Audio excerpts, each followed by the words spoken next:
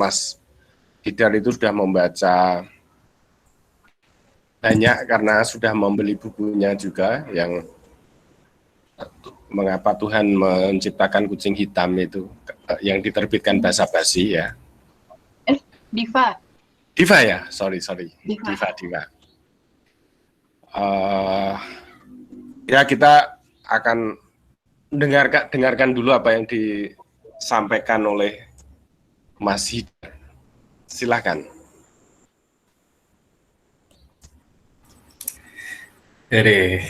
Ini ya, bukan webinar ya, jadi nggak usah tegang-tegang.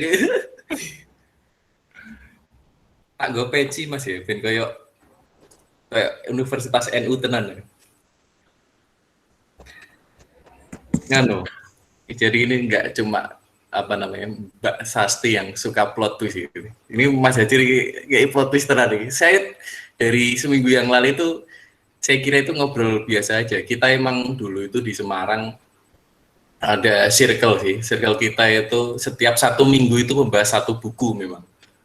Nah saya kira ya malam ini kayak ngobrol biasa aja.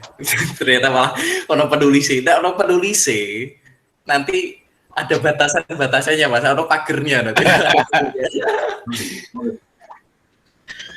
Ya. Saya bukan kenal ya. Saya mengenal tulisan terutama ya. Tulisan Mbak Sasti ini sebenarnya baru-baru aja nih. Baru 2021 ini. Jadi mungkin 2 bulan terakhir ini malah. Karena apa? Karena saya nggak ada jadwal mengajar.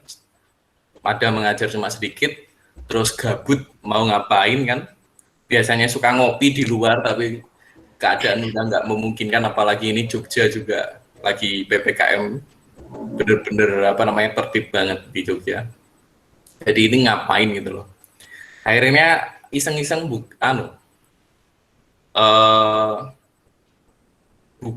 itu di ruang sastra ya, di Lakon Hidup dulu pertama. Di Lakon Hidup saya nyari cerpen-cerpen Kompas ya, maklum ya, saya kan bukan penulis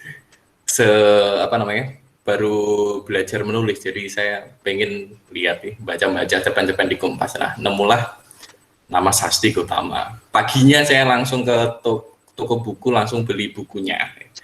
Jadi ini punya ini saya ke toko buku ya langsung beli nih buku Mengapa Tuhan Menciptakan Kucing Hitam, langsung naksir Mas. Jujur aja, saya menghatamkan 1 buku ini langsung saya DM Mbak Sasti waktu itu. Nggak tahu beliau masih ingat apa enggak, saking kagumnya saya. Iya. Oke. Ini sebenarnya bukan beda buku ya Mbak, cuma rasan-rasan karya aja sebenarnya. Jadi nanti nggak tahu nanti alurnya kemana. Jadi dari saya membaca buku ini ya, berarti ini karya penuh. Bahkan sampai pada cerpen yang dimuat di Kompas, di cerpen Kompas, kumpulan cerpen Kompas kayaknya ya.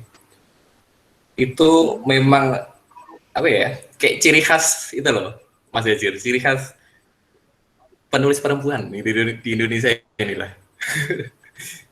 Ya isunya memang isu-isu kontemporer yang saat ini sering diangkat tentang tentang gender, tentang perlawanan terhadap patriarki, tentang kritik sosial. Namun saya cuma merangkum 5 cerpen yang menurut saya itu agak berkesan bagi saya. Yang pertama, saya urutkan aja ya. Yang pertama itu cerpen yang Menunggu Marduk Datang. Nah, di Menunggu Marduk Datang ini, saya lebih jadi Mbak Sasti di sini tuh sebenarnya kemampuan kekuatan dialognya itu kuat banget kan. Kan ada yang mengunggulkan narasi, ada yang pada kekuatan dialog, ada yang kekuatan tokohnya. Di cerpen Menunggu Marduk Datang ini, dari dialognya itu kayak orang ngomong biasa sehari-hari itu loh. Kekuatan dialognya penuh banget di sini. Nah, di Marduk ini saya juga karena apa namanya?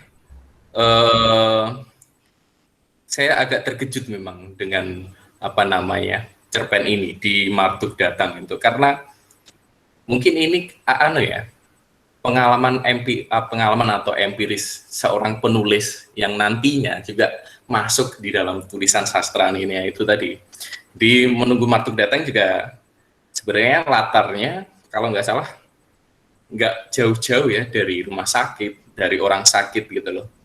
Karena itu latar yang setting yang nggak jauh-jauh dari apa namanya karir Mbak Sasti dulu itu. Nah, saya emang kebetulan satu apa namanya kalau saya dikatakan satu frekuensi gitu loh sama Mbak Sasti, dalam arti saya itu seneng banget kalau ada cerpen yang memberikan daya kejut di akhir. Saya jujur aja saya nggak suka cerpen sing apa yang nanggung-nanggung, menggantung, atau bahkan cerpen yang akhirnya diakhiri dengan kalimat dari penulisnya, pasti kalimat apa namanya fakta dari penulisnya itu. Saya lebih suka memang ada plot twist di dalam cerpen itu. Jadi ada ledakan dentuman gitu loh. Ketika terus tiba-tiba ada dentuman. Nah, di Nenek Pikun ini sebenarnya beberapa cerpen yang lalu juga apa namanya ada sih penulis-penulis yang menceritakan tentang orang yang pikun sebenarnya, tapi kelebihan Mbak Sasti di sini entah di cerpen pikun atau cerpen ini Menunggu Marduk Datang atau yang lainnya itu adalah cara penceritaannya yang berbeda itu loh, sudut pandangnya berbeda.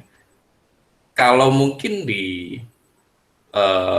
saya ngomong di Clara Eng itu kan itu menggambarkan tentang apa sepasang suami istri yang akhirnya istrinya itu bisa dikatakan bukan sampai dikatakan stres lah karena apa namanya anaknya meninggal, dan itu masih dimaklumi sampai umur berapa 60-70 tahun mereka istrinya itu masih menganggap bahwa anaknya itu masih ada.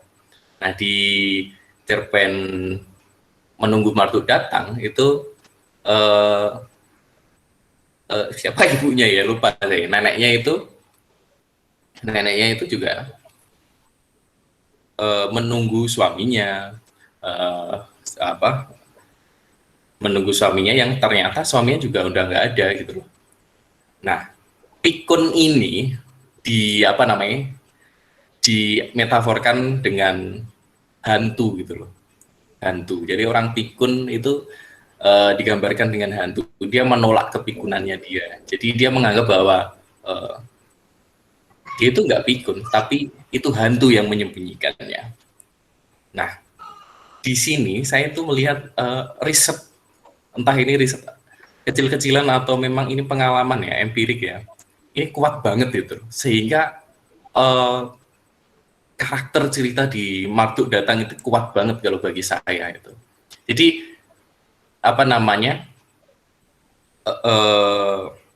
Tapi di Marduk ini itu karena plot twist ya. Jadi saya juga apa namanya? Plot twist itu tidak mempengaruhi. Jadi sebenarnya saya juga sudah menebak sih. Oh, ini pasti yang dimaksud hantu itu sebenarnya ya pikunnya itu tadi sebenarnya. Jadi dari awal konflik itu dihadirkan itu sudah kelihatan sebenarnya.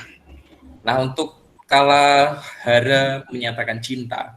Nah, di Kalahara Menyatakan Cinta ini nggak tahu ini entah ini paradoks atau ini memang kesetaraan gender ya. Mungkin nanti bisa dijawab oleh siapapun ya.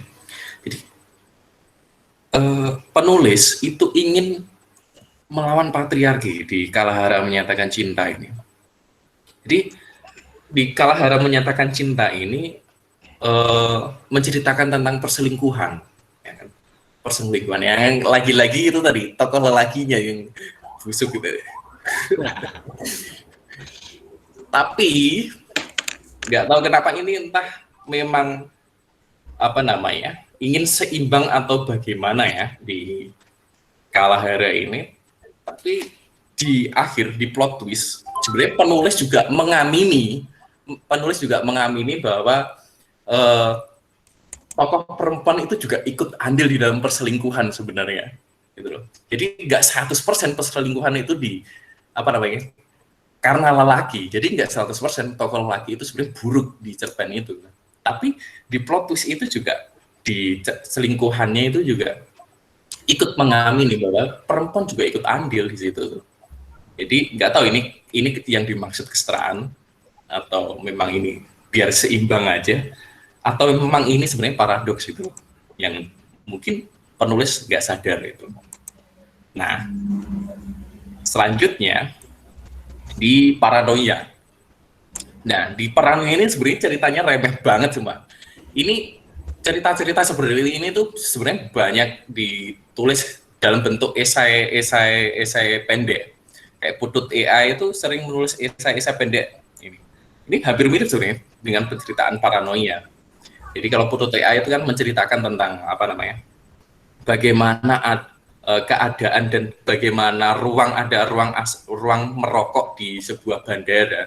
Kalau di Paranoia ini ada konfliknya muncul karena, kalau saya nggak salah ingat, karena ada tokoh utama yang ingin menyembunyikan narkoba. Cuma saya kayak melihat penulis itu ingin menyisipkan komedi di Paranoia ini. Nah, itu komedi itu kayaknya ingin disisipkan di dalam perbincangan antara petugas imigran dengan tokoh utama itu tadi. Cuma itu tadi, kalau saya belum menangkap komedinya itu tadi. Jadi saya sebagai pembaca tahu, oh ini mungkin maksudnya komedi, tapi saya nggak sampai saya menyeringai atau tertawa, itu belum sampai. Nah, lagi-lagi cerpen ini diakhiri dengan plot twist.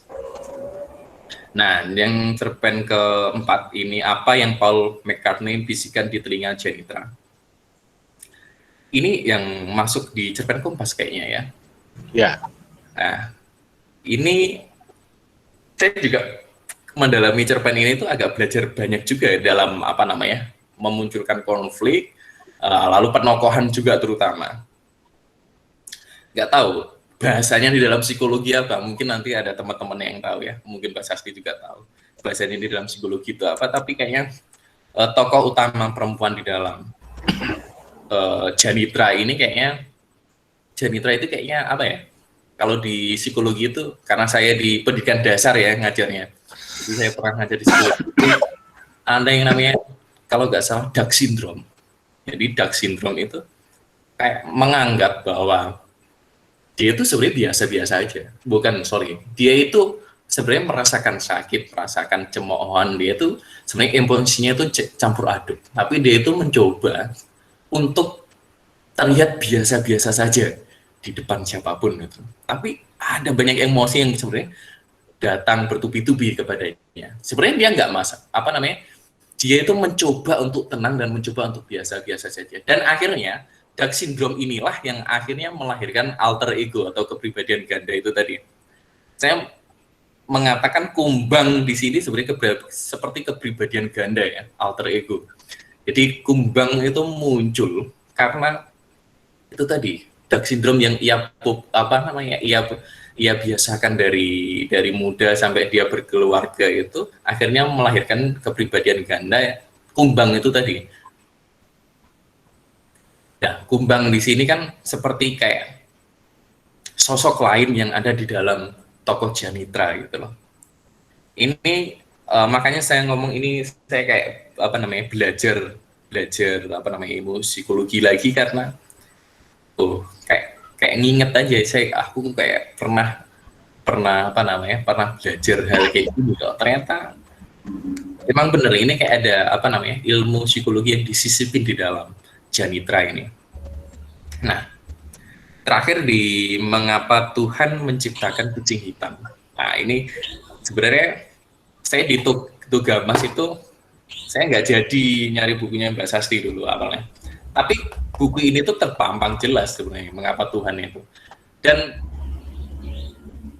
saya kan nggak tahu bukunya itu sebenarnya berjudul apa ya. Ternyata ketika saya ambil, loh, ini bukannya cerpen yang semalam aku baca ya. Dan jujur aja saya ambil. Kenapa saya ambil?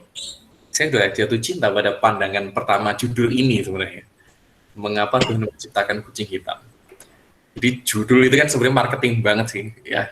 Judul itu marketing banget, entah itu di koran, entah itu di online ya. Jadi ini apa namanya, judul ini tuh kalau saya ngomong apa namanya, sangat menggoda sebenarnya. Mengapa Tuhan menciptakan kucing hitam? Dan ternyata ketika saya membaca cerpen ini, itu ternyata kucing hitam di sini tuh hanya sebagai apa namanya, hanya sebagai kayak apa namanya ya, kucing hitam di sini hanya sebagai objek untuk bercerita ya, untuk mengingatkan atau alarm. Kalau di kepercayaan orang Jawa ya, nanti bisa disambung Mas Hajir yang apa namanya udah ngelotok banget.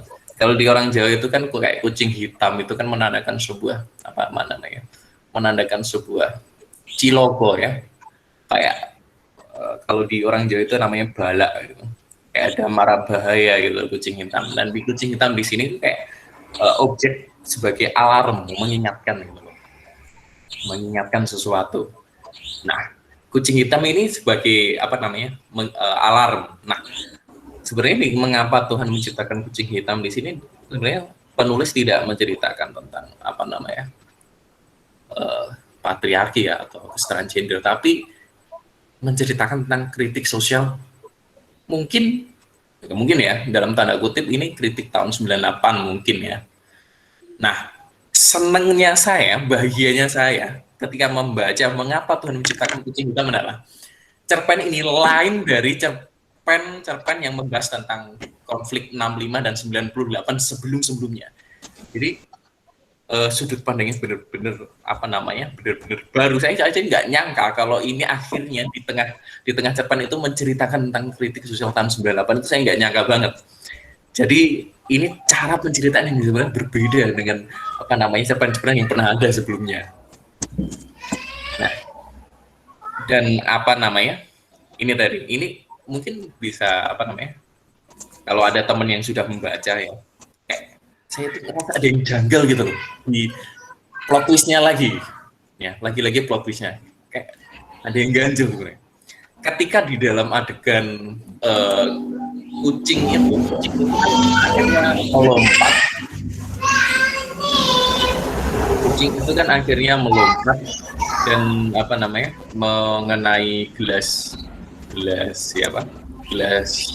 tokoh laki-lakinya ya, dan gelas itu jatuh lalu kucingnya itu ikut minum jilatin tumpahan susu yang ada di bawah, dan kucingnya mengerang dan akhirnya kucingnya kejang-kejang. Saya nggak tahu kucingnya mati atau enggak ya, tapi kejang-kejang itu sebenarnya udah mengindikasikan sebenarnya minuman itu tuh kenapa sih? Nah, saya itu sebenarnya bertanya-tanya, ini kucingnya kejang-kejang karena minum atau karena apa? Seandainya kalau kucing ini kejang-kejang karena minum, berarti tokoh lelaki ini mau bunuh diri dong. Tapi itu juga akhirnya melahirkan lagi dua akar pertanyaan lagi. Kalau memang kucingnya ini kejang-kejang, ini yang diminum itu susu basi atau ada racun di dalam susu. Tapi kalau racun di dalam susu kayaknya nggak mungkin deh. Apa susu ini basi ya? Nah, ini saya agak jengkel juga sama penulis ini. Akhirnya melahirkan apa namanya, banyak sekali pertanyaan kepada pembaca ya. Tapi asik juga sih sebenarnya. Jadi nggak baca cerpen itu nggak selesai, tapi gelisah ya. Saya itu suka baca cerpen yang akhirnya melahirkan kegelisahan sebenarnya. Artinya jiwa pembaca itu ikut hanyut di dalam cerpennya itu tadi. Nah, apa namanya? Saya terakhir ya, untuk saya agak kagum, bukan agak sih, saya benar-benar kagum dengan itu tadi, cara penceritaan, sudut pandang di dalam ceritanya. Yang kedua itu diksi dan metafornya itu benar-benar seger, baru banget. Seperti di halaman berapa ya? Kalau nggak salah ingat di halaman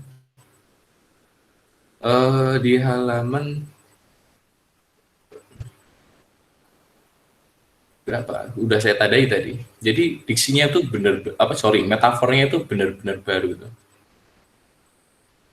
Meskipun ada diksi-diksi yang udah pernah sering dipakai oleh penulis-penulis sebelumnya. Nah, saya bahkan ya sampai sekarang itu saya berulang kali ngecek di website Ruang Sastra.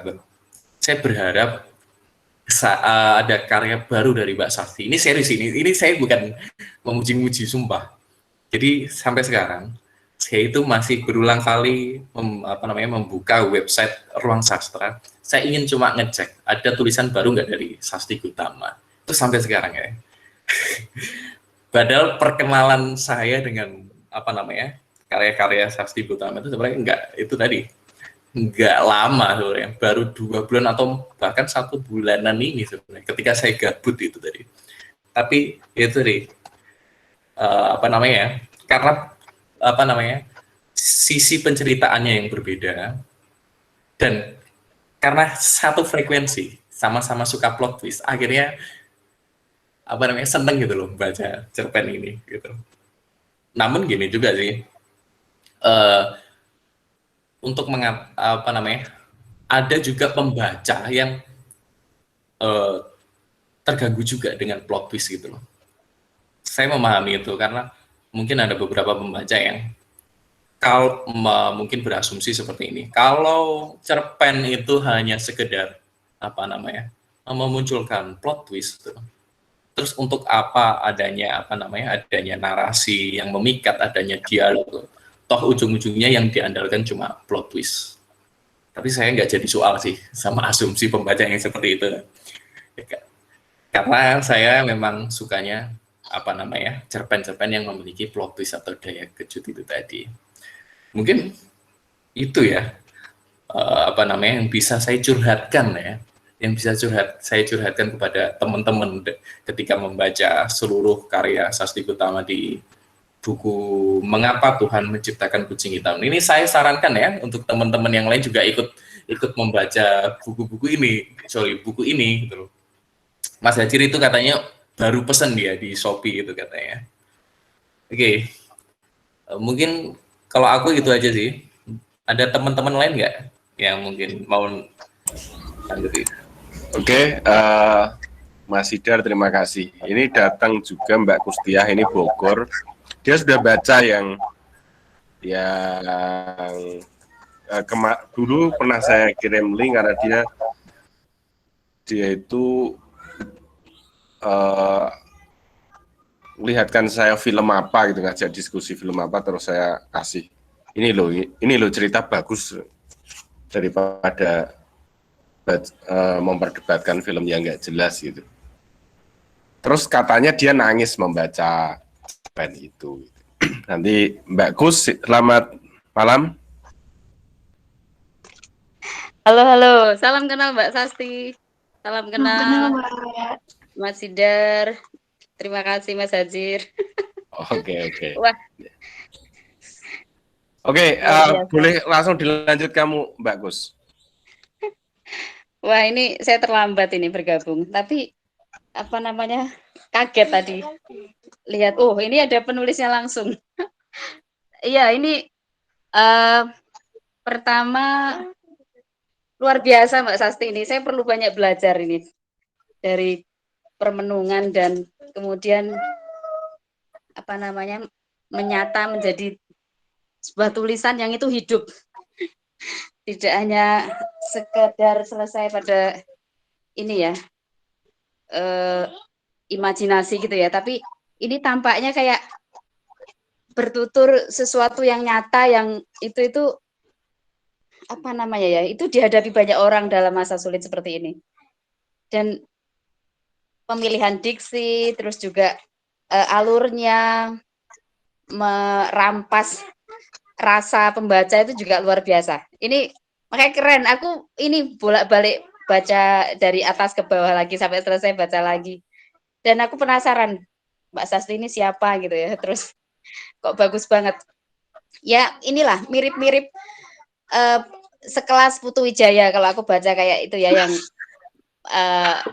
bila malam bertambah malam, terus cerita-ceritanya di buku-bukunya tentang pabrik itu, ini apa namanya, menurutku sudah selevel itu.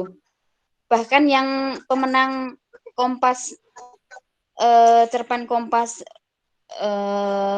apa ya, Antara Aku dan Radian itu, yang buku itu ya, yang ITB juga, itu penulisnya siapa Mbak, siapa saya lupa itu. Avianti Arman. Iya, betul. Avianti. Itu aja menurutku ini masih menarik. Pemilihan inilah, mencabik-cabik rasanya tuh Mbak Sasti tepat sekali gitu loh. Entah Setuju mungkin saya. waktu itu aku merasa kayak terwakili begitu atau bagaimana gitu, tapi menurutku ini bukan soal subjek, tapi memang benar-benar kayak mengambil ruang tadi itu. Menarik ini Mbak Sasti, kayaknya perlu banyak forum Mbak Sasti berbicara ini. Ya Hajir kalah lah sama, meskipun dia produktif, tapi menurutku Mbak Sasti itu mewakili inilah. Ya kalau sekelasnya mungkin ya Rini itu istrinya Mas Hajir itu mirip-mirip kayak Mbak Sasti begitu. Tapi kalau Hajir itu kan masih, kukira kayak masih abstrak ya. Masih apa namanya? Sorry Hajir, aku memang sengaja pengen sekali-kali ada forum yang kamu tuh julek banget gitu loh. Maaf ya Mbak, enggak, ini bercandaan, apa namanya, apa, enggak, ini bercanda enggak, maaf, ini ada diinterupsi anakku. Iya Mbak, monggo dilanjut. Tapi aku waktu itu terus kemudian curhat sama Hajir, keren banget ini karyanya siapa? Wah ini kok apa namanya, tidak usah berbicara tentang feminisme, tidak usah berbicara tentang gender, tapi itu terwakili semua. Bagaimana wajah patriarki itu tampak pada seorang suami yang menurutku sangat brutal begitu kan, baik dari kata-kata yang disampaikan. Jadi itu kayak, wah ini feminis banget ini. Ternyata ya Mbak Sasti sangat lemah lembut, tapi memang pemikiran itu bisa jadi memang jauh lebih liberal ketimbang bentuk sih Mbak ya, bentuk fisik begitu ya. Baik, monggo dilanjut. Tapi saya pengagum berat yang karyanya Mbak Sasti itu. Itu Terima kasih menurutku sangat relevan.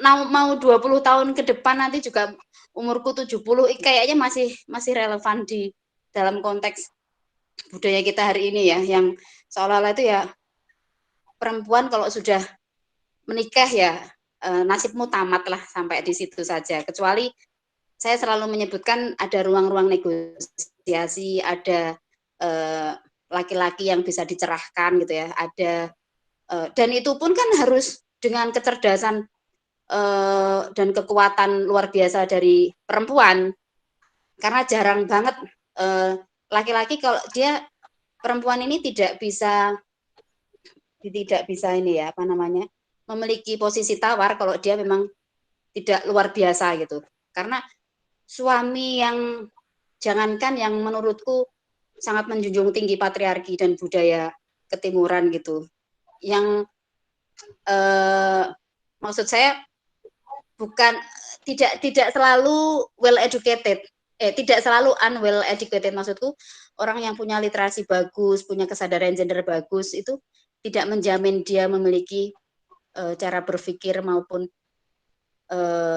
apa ya, menjunjung nilai-nilai kemanusiaan ya, menilai kemanusiaan. Terus menurutku memposisikan perempuan setara dengan kita itu kan hakikatnya adalah ya sama-sama, karena kita sama-sama manusia, bukan dilihat dari jenis kelamin. Kamu perempuan, kamu detail, kamu ini sangat halus, kamu ini sangat perasa, maka kamu layak cocok mengasuh anak ketimbang aku yang tidak detail, tidak sabar, kan begitu. Biasanya kan laki-laki begitu kan, ngomong aku kan tidak sabar, tidak ini.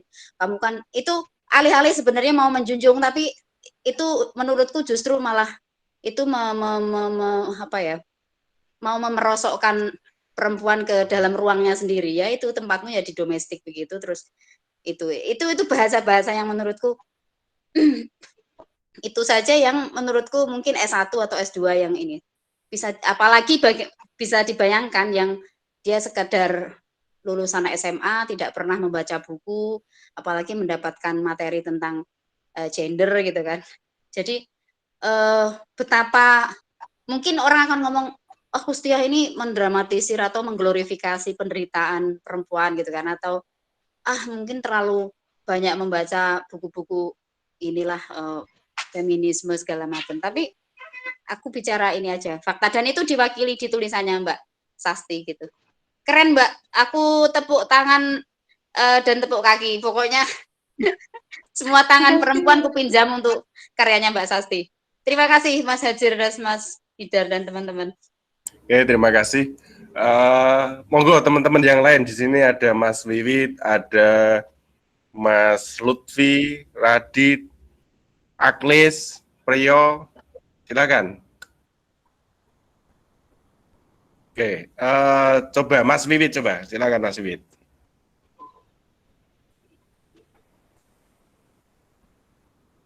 Selamat malam Mbak Sasti. Malam.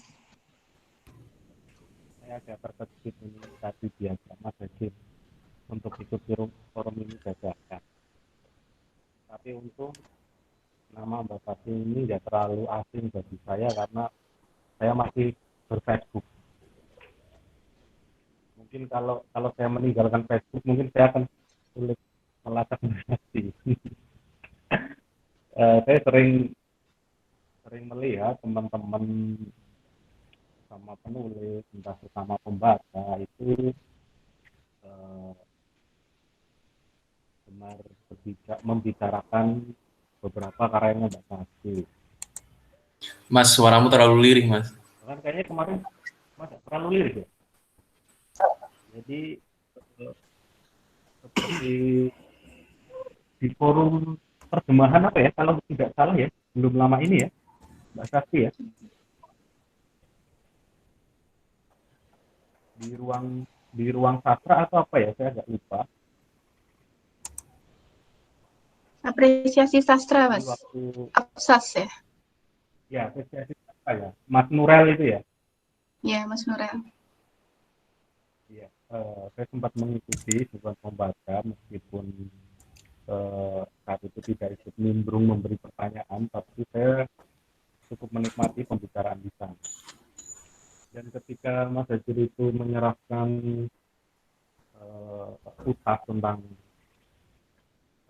cerpen Mbak Sasti yang Senitra itu, sebenarnya saya membacanya dengan harapan bahwa cerpen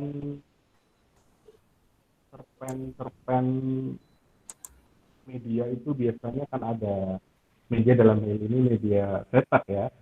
Saya selalu menebak bahwa ada semacam ketergesa-gesaan biasanya. Yang saya maksud ketergesa-gesaan ialah ketika bagian per bagian itu dihadirkan, itu biasanya kayak terburu-buru untuk beralih ke sekuen selanjutnya.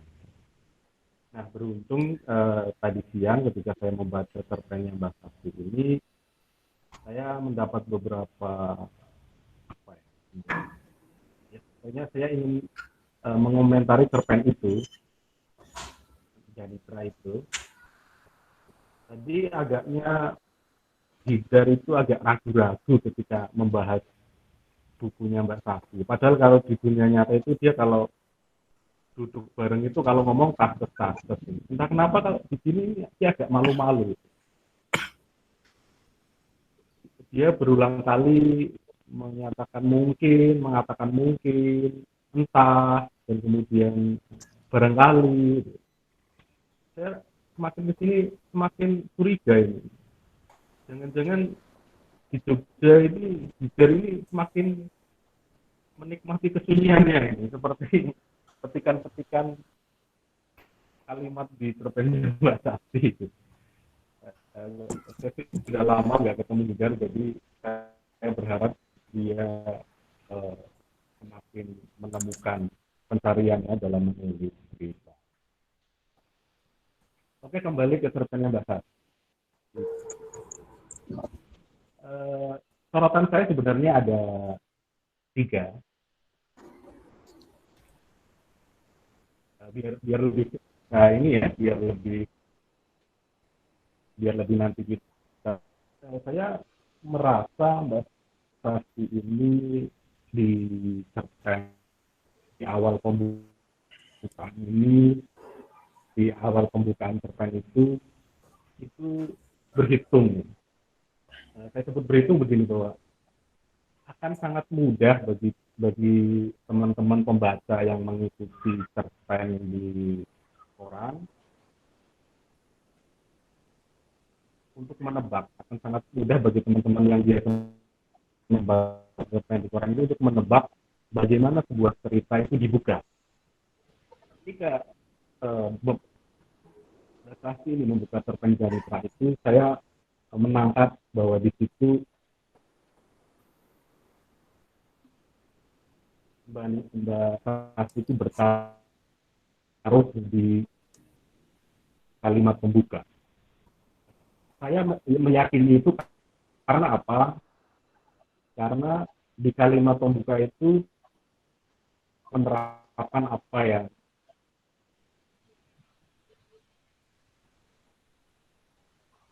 biasa kita sebut sebagai paralelisme ya. Jadi semacam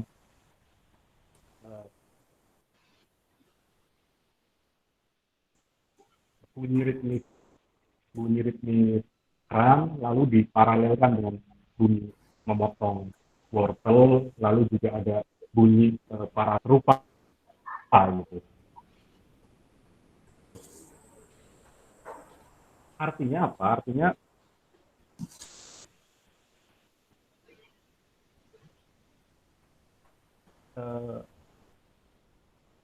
Mbak Sakti menulis ini secara sadar sepenuhnya gitu. Maka saya agak kurang sepakat kalau ada orang mengatakan mungkin penulisnya nggak sadar. Saya nggak sepakat dengan hal itu. Nah, saya yakin penulis yang menulis cerpen dengan tidak sadar itu pasti cerpennya pasti buruk gitu. Langsung menulis begitu saja itu pasti nanti buruk, pasti harus dibaca lagi. Nah, Mbak Sakti ini di pembuka ini saya melihat mencoba menghitung atau mencari untuk ada 3 yang coba diparaleliskan oleh Mbak Sakti supaya apa? Biasanya seorang cerpenis dari amatan saya terutama, biasanya seorang cerpenis itu ketika membangun paralelisme itu dia ingin mencoba menarik satu persamaan efek. Jadi ketika saya meminum sebuah kopi itu efeknya apa lah? Biasanya akan saya tulis efek yang menyerupai minum kopi itu seperti apa. Nah, Mbak Sakti di sini seperti itu. Jadi dia membangun kalimat paragraf pertamanya ini dengan upaya mencari paralel atas apa yang dia sebut sebagai bunyi ritmus dari keran. Nah, yang dilakukan ini saya kira bukan tanpa sadar gitu, pasti sadar, sangat sadar. Artinya jika saya membayangkan Mbak Sakti pasti saya bayangkan ketika menyusun kalimat paragraf pertama ini sebelum mengirimkannya ke koran itu dihitung dulu atau dibayang-bayangin dulu ini udah enak belum ya pembukaannya. Ini agak beda misalnya dengan Mas Hajir. Mas Hajir di bagian pembuka itu biasanya tidak terlalu melihat secara itu ritmis, tapi biasanya dia melihat efek psikologinya pada Rita. Maka kalau saya membandingkan dengan cerpennya Mas Sakti dan Mas Hajir, yang diserang pertama Mas Hajir itu biasanya psikologi cerita. Nah, kalau Mbak Sakti ini di awal itu yang diserang adalah ininya dulu, efek bahasanya dulu. Seorang yang memikirkan efek bahasa tidak mungkin dia melakukannya dengan tidak sadar, pasti dengan sadar. Itu yang pertama. tentang pembuka. Terus yang kedua, yang pertama saya simpulkan pola penulisan seperti itu bagus, artinya menulis dengan kesadaran seutuhnya bahwa oh ini akan dibaca pembaca, oh ini akan bertaruh dengan cerpen-cerpen lain di koran, oh ini akan bertarung dengan metikus, itu bagus. Maka pelajaran pertama dari poin pertama adalah membuka paragraf pertama itu harus dengan perhitungan yang matang. Sepertinya itu Mas Hajir, kalau disimpulkan, biasanya kan harus disimpulkan dulu yang pertama. Nah yang kedua itu saya menangkap masih seputar kesadaran untuk menciptakan narasi bahasa dengan teknik-teknik yang bisa dari sepenuhnya ialah tentang bagaimana bahasa ini menciptakan metafor. Ada penggambaran misalnya seperti angin laut tenang seperti seusai badai misalnya. Saya membayangkan apakah memang di pantai itu ketika badai selesai itu memang apakah memang anginnya akan sepoi-sepoi. Saya belum bisa memastikan itu karena saya belum pernah merasakan suasana setelah badai. Tapi saya hanya membayangkan biasanya ketika habis hujan deras itu, hujan yang deras sekali, itu biasanya suasana kan cenderung lebih tenang. Angin biasa cenderung lebih tenang, lebih ramah, artinya lebih sepoi gitu. Maka saya membayangkan, oh berarti mungkin ini yang dimaksud angin di pantai seusai badai itu seperti ini. Gitu. Itu membuat saya bisa membayangkan. Ini menurut saya penting karena apa? Karena membuat metafor jika tidak bisa dirasakan itu sama mubazirnya dengan membuat kata-kata tanpa memiliki efek. Gitu. Nah bahasa sini kayaknya berhitung itu juga. Gitu. Menghitung bagaimana metafor itu diciptakan. Meskipun nanti bisa bisa dipilih ulang apakah beberapa metafor itu memang punya presisi yang cukup atau meleset gitu. Beberapa yang saya anggap meleset bukan pada metafor sebenarnya, tapi lebih pada kejelian. Misalnya Mbak Sasti bercerita tentang bagaimana ada adegan membuat kapal-kapalan itu kemudian ditaruh di selokan. Saya membayangkan bahwa saya selama hidup di Semarang misalnya saya tidak pernah menjumpai selokan yang bisa dialiri air gitu. Selokan-selokan di Semarang itu selokan-selokan yang selalu mampet, selokan-selokan yang selalu jauh. Maka saya punya keyakinan bahwa sebaik-baik narasi adalah narasi yang tidak ambigu atau tidak menyisakan celah dalam logika. Nah, barangkali ini yang ingin saya garis bawahi. Mungkin pendetailan itu perlu. Misalnya saya membayangkan Mbak Sasti ini tidak sekadar menulis bahwa menaruh kapal-kapalan itu di selokan. Ya sekedar selokan, tapi misalnya menaruh kapal-kapalan itu di selokan yang penuh air sisa hujan semalam atau air dari perumahan atau air dari selah kali gitu. Itu akan lebih bisa saya terima, lebih bisa masuk di akal saya gitu. Jadi yang kedua itu Mbak Sasti, bagaimana detail itu penting, sepenting metafor itu diciptakan untuk mencipta efek gitu ya. Saya menemukan beberapa, ada dua kalau tidak salah, tapi saya contohkan satu saja tentang bagaimana selokan itu gitu. Bagaimana sih selokan yang bisa dialiri kapal-kapalan itu? Kalau saya sih selama hidup di Semarang belum pernah melihat selokan yang bisa dialiri itu gitu. Maka di situ penulis alangkah baiknya, alangkah lebih tepatnya itu memberikan penjelasan lebih detail bagaimana selokannya, misalnya selokan yang dialiri air atau selokan yang mengalirkan air-air dari perumahan sehingga airnya lumayan deras sehingga bisa digunakan untuk melayarkan kapal-kapalan. Itu yang kedua. Dan ketiga, alias yang terakhir, eh, sebagai cerpen koran tentu kepadatan, keringkasan itu diperlukan. Tapi saya membayangkan sebagai sebuah cerpen tanpa embel-embel itu di koran atau itu dimanapun, saya membayangkan sebuah cerpen adalah sebuah cerita yang membuat kita percaya. Gitu. Saya tidak pernah menganggap sebuah cerpen itu fakta atau tidak fakta, gitu. Tapi saya lebih melihat sebuah cerpen itu seharusnya bisa membuat saya percaya atas apa yang menulis ceritakan. Nah, terkait percaya atau tidak percaya itu, saya melihat sosok lelaki di cerpen ini itu seperti sosok lelaki yang sulit saya percaya gitu. Ini mungkin nanti bisa dijadikan pantikan lain tentang bagaimana karakter itu dibangun misalnya. Saya tidak menemukan misalnya tokoh lelaki itu dibangun dengan personanya yang hidup gitu.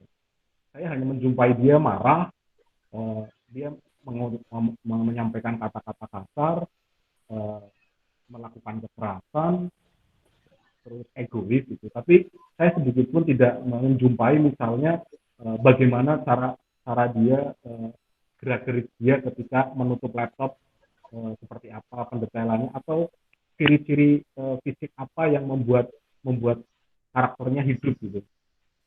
Saya hanya menemukan tokoh lelaki itu sebagai tokoh yang muncul untuk menjadi biang kerok atas tokoh perempuan gitu. Terlepas dari berbagai misi di belakangnya, terlepas dari misi-misi apapun di belakangnya, maksud saya misi-misi tentang gagasan-gagasan tentang apapun yang mewakili pengkarakteran tersebut, saya mengharap sebuah cerpen adalah sebuah panggung untuk menghadirkan karakter-karakter gitu. Saya bisa menemukan karakter Janitra dengan masa kecilnya, dengan geraknya, dengan nada suaranya, meskipun cerpen itu teks, tapi saya bisa membayangkan nada suaranya. Sedangkan yang lelaki saya hanya mendapatkan karakternya yang hanya dipasang sebagai sosok yang negatif gitu. Apapun misinya gitu, meskipun misalnya Mbak Sasi sebenarnya ingin mencitrakan lelaki yang egois, tapi setiap keegoisan itu memiliki ciri, dan setiap ciri itu memiliki detail, dan setiap detail itu memiliki penegasan-penegasan yang bisa dibayangkan oleh pembaca.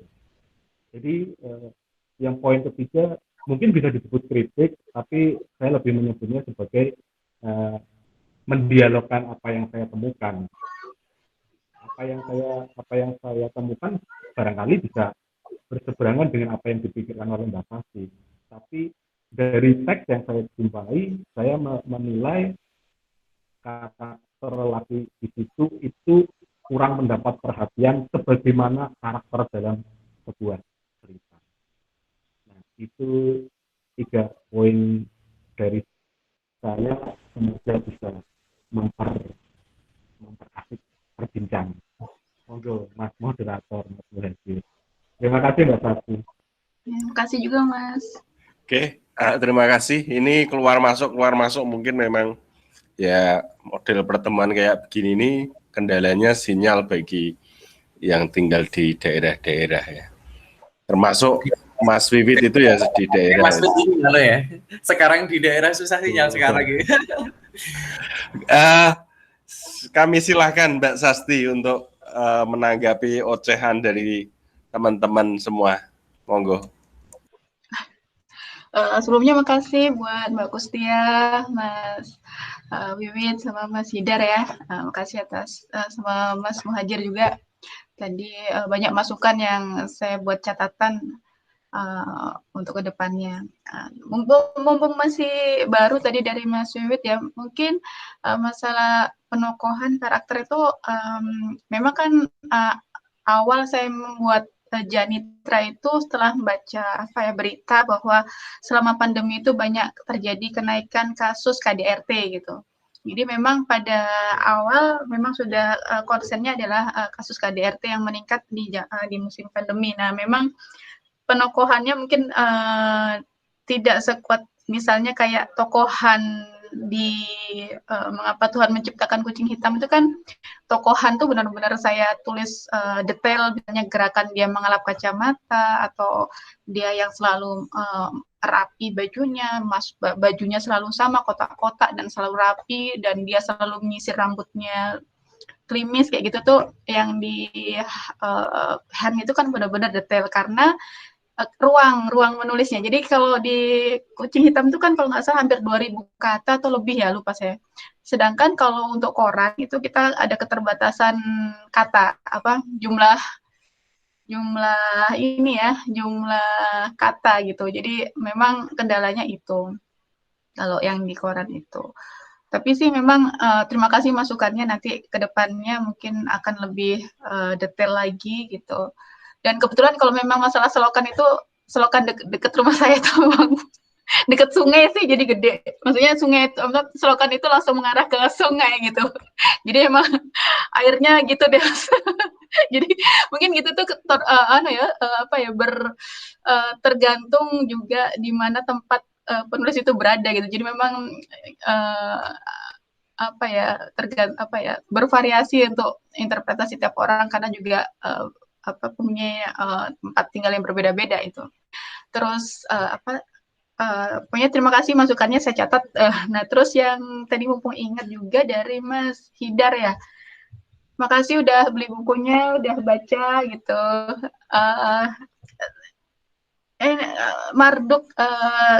Menunggu Marduk datang itu memang ide awalnya dari Alzheimer gitu ya. Kasus Alzheimer ini settingnya di rumah jompo. Jadi rumah jompo bagaimana saya sih hampir semua tulisan saya itu titik tolaknya tuh dari mekanisme pertahanan ego. Jadi setiap orang tuh kan punya mekanisme pertahanan ego. Jadi tidak ada orang yang pikun atau misalnya Alzheimer yang mengaku bahwa dirinya pikun gitu, atau orang pemarah biasanya tidak mengaku kalau dirinya pemarah, atau seorang misalnya orang yang peselingkuh juga nggak akan mengaku bahwa dirinya itu orang yang tidak setia gitu. Jadi biasanya selalu ada pembelaan ego di situ. Makanya misalnya juga di Janitra itu kan sebetulnya saya mengangkatnya itu represi. Terus 3 sosok di situ, si Kumbang, si Paul McCartney, sama si Janitra sendiri itu alegori dari 3 kepribadian Freud yang ego, super ego, sama id gitu. Jadi bagaimana si Janitra itu sebagai sosok ego yang harus memilih antara kondisi id yang yang bersifat primitif, dan ada represi yang dilakukan oleh Paul McCartney dan juga hal ritmis itu. Jadi di situ sih saya mengangkat tentang mekanisme pertahanan ego represi. Sedangkan pada menunggu Marduk datang itu juga semacam mekanisme pembelaan ego yang denial penolakan kayak gitu ya. Sedangkan sedangkan pada ini Kalahara Menyatakan Cinta, sebenarnya saya awalnya tuh karena melihat fenomena ini sebetulnya kan mungkin kalau saya kadang suka ngasih semacam teka-teki, kasih hint clue itu apa ya? Kasih clue, jadi semacam jejak-jejak sedikit gitu. Ada kata-kata, seandainya keajaiban pada Pinocchio benar adanya, saya ingin menjadi boneka kedua yang menerima keajaiban yang sama. Jadi saya cerita ini sebetulnya tentang boneka. Jadi di Jepang itu kan ada sex doll ya gitu. Jadi saya cerita tentang sex doll nih. Makanya di bagian akhir dia merogoh saku celana meremas bon pembelian saya di toko Love Doll. Jadi dia ini cerita tentang boneka. Jadi dari sudut pandang boneka sex doll itu. Nah, sebetulnya saya tidak secara mungkin feminis atau bukan sih, sebetulnya enggak juga ya. Saya hanya menampilkan memotret sosok-sosok manusia di sini gitu, manusia. Jadi tidak secara khusus menyerang laki-laki atau seperti enggak. Karena prinsip saya itu sebetulnya kan karena sama ya, laki-laki dan perempuan itu adalah sejajar dan sama, dan tidak ada pembedaan misalnya antara hitam dan putih. Kalau menurut Derrida itu kan sebenarnya kan itu hanyalah masalah makna gitu, pemaknaan dari kata-kata. Jadi tidak ada maksud untuk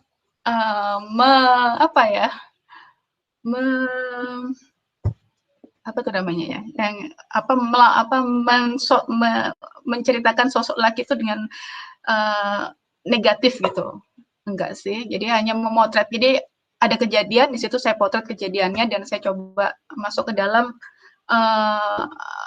psikologinya masing-masing gitu, bahwa mekanisme pertahanan ego apa yang dilakukan oleh setiap orang di situ, setiap tokoh di situ, gitu sih Mas.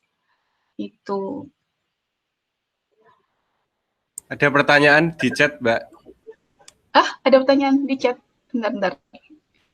Ini gimana? Masih muter, Mas. Pertanyaan apa ya? Kalau di adegan kucing... Nggak kelihatan tuh.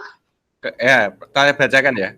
Kalau di adegan kucing yang kejang-kejang, bagaimana Mbak di akhir cerita mengapa Tuhan menciptakan kucing hitam? Oh iya, jadi memang karena di awal itu kan saya menceritakan hantu dengan dari musiknya, dari bagaimana gesturnya itu kan dia memang berniat untuk bunuh diri ya. Jadi karena kan perjuangan dia itu terhambat gitu kan, nggak bisa lanjut. Nah di situ memang dia naruh racun gitu. Jadi sebetulnya saya analoginya tuh ada kata-kata yang terpotong di situ. Sebetulnya manusia bisa menciptakan kambing hitam, tetapi Tuhan menciptakan kucing hitam. Jadi sebetulnya tuh cerita di situ kan Han itu merasa kayak di kambing hitam kan. Dia merasa dijadikan seperti kayak kasus dia yang ditabrak, tapi kenapa dia disalahkan seperti itu. Jadi dia merasa menjadi seperti kambing hitam. Nah di situ ada kata-kata di akhir cerpen sebetulnya yang saya baru sadar, loh kok ini ada yang terpotong. Jadi Tuhan tidak menciptakan manusia bisa saja menciptakan kambing hitam, tapi Tuhan menciptakan kucing hitam. Kucing hitam itu sebagai sosok yang penolongnya Han gitu. Jadi bagaimana dia sudah berniat untuk bunuh diri, tapi terselamatkan karena ada kucing hitam itu. Nah, kucing hitam itu ya emang saya maksudkan dalam susunya itu ada racunnya sih memang. Bukan berarti kalau racun di dalam susu akan menjadi netral, enggak juga, karena tergantung konsentrasinya juga. Racun kan tidak menetralisir racun, susu tidak menetralisir racun, tapi susu hanya mengurangi penyerapan. Jadi misalnya ada orang keracunan, kenapa dikasih susu? Dia hanya mengurangi penyerapan racun dalam usus.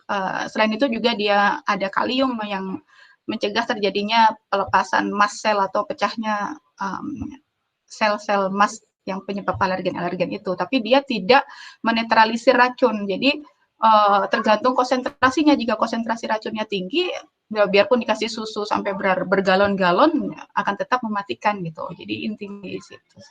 Kenapa saya milih susu, kenapa bukan yang lain? Karena saya mikir apa yang bisa menarik perhatian kucing gitu loh. Kalau misalnya saya taruh di gelas wine gitu, mungkin kucing nggak akan menjilati gitu kan. Atau di gelas air putih gitu kan. Jadi saya pikir apa yang bisa menarik kucing untuk menjilati itu gitu. Intinya itu. Cukup belum Mas? Apa lagi? Ini yang saya suka Mas Hajir. Jadi gimana? Ya ini istilah-istilah medis kayak gini loh. Yang kita ikut belajar kayak gini. Jadi agak jarang kan ya istilah-istilah medis itu masuk di dalam cerpen terutama Mas. Jadi ya ikut belajar juga di sini gitu sebagai pembaca itu. Terima kasih. Terima kasih Mas. Aduh.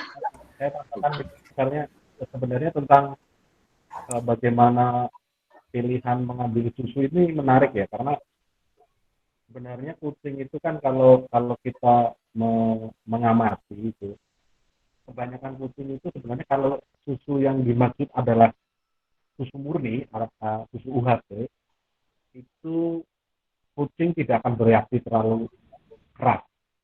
Tapi apabila kita memberikan dia susu kaset, itu efeknya memang lumayan parah loh. Maksudnya saya menjumpai berkali-kali misalnya kucing yang dikasih susu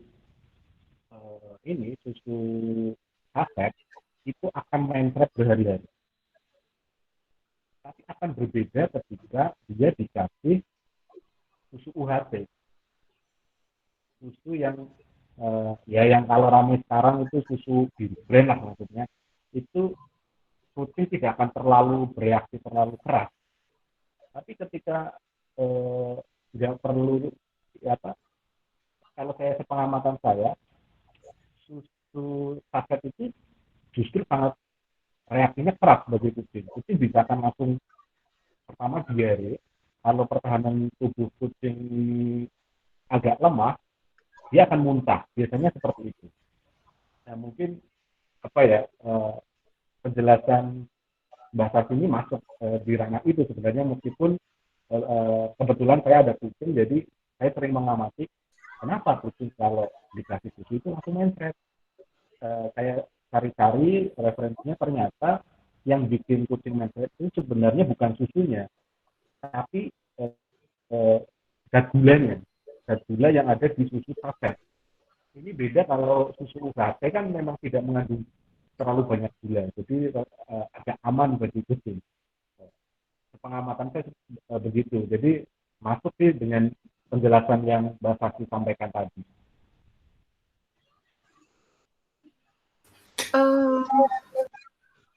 Mungkin ya Mas, maksudnya di sini kan di awal saya tulis kucingnya itu memang dalam kondisi kelaparan ya, jadi dia perutnya kempes, terus puting susunya itu menggantung, jadi itu memang saya posisikan dia benar-benar kondisi lapar gitu. Sebetulnya kan memang kucing tidak terlalu ingin sekali dengan suka sekali dengan susu sapi, karena memang kan sebetulnya kucing itu tidak bisa mencerna laktosa gitu. Jadi jika minum susu sapi memang akan bisa menyebabkan dia intoleransi laktosa, jadi bisa diare. Jadi diarenya karena dia tidak punya enzim lipase untuk laktosanya itu, untuk mencerna laktosanya itu. Cuma memang saya kondisikan seperti itu, makanya di awal saya tulis dia tuh seperti kelaparan banget gitu. Jadi supaya biarpun dia hal yang tidak terlalu dia inginkan, tetap dia ada aja gitu. Jadi ada di depan itu memang disebutkan tentang betapa laparnya dia. Jadi apapun yang ada itu yang dia ambil gitu. Sih. Itu juga mengajarkan ke saya sih bahwa narasi itu atau narasi memang harus dihadirkan secara logik, itu harus dibangun bukan tanpa dasar ya. Berarti benar-benar ada dasarnya itu loh. Seperti ini tadi Mbak Sasti menjelaskan di dalam sudut pandang ilmu medisnya. Mas Wid juga dalam Mas Wid sebagai empunya kucing ini sebenarnya, Mas Wid itu banyak sekali kucingnya itu. Jadi memang narasi itu juga dibangun logik itu juga dibangun bukan ada dasarnya yang kuat sebenarnya. Dan selain itu juga seperti yang Mbak Sasti jelaskan tadi, antara di awal kucing dihadirkan di awal kan itu kelaparan, itu juga nyambung juga di di plot twistnya. Jadi nggak ada nggak ada skip gitu loh, nggak ada time skip, jadi nyambung memang gitu. Oke, gitu. Oke, closing ya berarti ya, udah agak lama ini. Kalau saya closing saya gini, jadi setiap peristiwa besar itu akan melahirkan sesuatu yang besar gitu ya. Sekarang corona, dulu PKI gitu ya. Kalau karya Mbak Sasti yang ikut di Kompas itu sebagai tanda bagaimana posisi istri perempuan terdampak oleh sebuah peristiwa yang besar. Ahmad Tohari mencatatnya melalui Serintil, Mbak Sastri juga mencatat melalui cerpen itu. Gitu kira-kira closing dari saya. Terima kasih Mbak Sastri, Mbak Kustia, Mas Wiwit, Mas Hidar, dan tadi yang sempat mampir dan tidak sempat sampai selesai ya. Terima kasih sekali nih Mbak Sasti. Ini nggak nyangka, biasanya cuma rasan-rasan didatangi penulisnya. Terima kasih Ini bikin sekali. kaget, sumpah. Saya Ini juga. Saya ya, Mbak Sasti masih hutang tanda tangan sama saya kalau ketemu. Insya Allah, Mas. Makasih ya udah beli, udah baca. Oke, nanti saya segera belilah. Oke, terima kasih. Ya mohon maaf juga kalau katakan saya ada yang nggak tepat atau ya mungkin menyinggung. Mohon maaf ya Mas, Mbak Kustia, Mas semuanya, Mas Fajir, Mas Wiwit, sama Mas Hidar. Oke, terima kasih. Saya akhiri, sampai ketemu lagi di lain kesempatan. Assalamualaikum warahmatullahi wabarakatuh. Waalaikumsalam. Waalaikumsalam warahmatullahi wabarakatuh. Salam, salam, salam.